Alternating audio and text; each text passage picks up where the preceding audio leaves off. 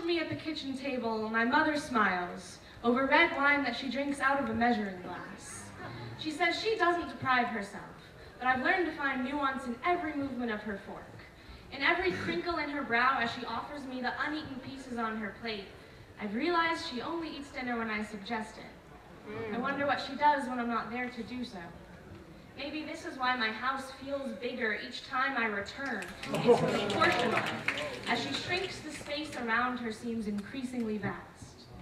She wanes while my father waxes.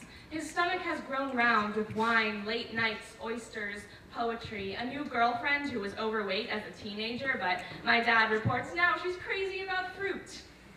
It was the same with his parents.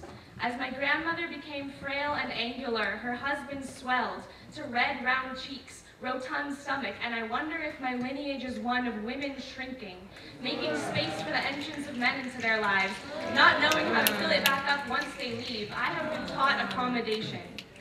My brother never thinks before he speaks. I have been taught to filter. How can anyone have a relationship to food, he asks, laughing, as I eat the black bean soup I chose for its lack of carbs. I want to say we come from difference, Jonas. You have been taught to grow out. I have been taught to grow in. You learn from our father how to emit, how to produce, to roll each thought off your tongue with confidence. You used to lose your voice every other week from shouting so much. I learned to absorb. I took lessons from our mother in creating space around myself. I learned to read the knots in her forehead while the guys went out for oysters, and I never meant to replicate her, but spend enough time sitting across from someone and you pick up their habits. That's why women in my family have been shrinking for decades. We all learned it from each other, the way each generation taught the next how to knit, weaving silence in between the threads, which I can still feel as I walk through this ever-growing house.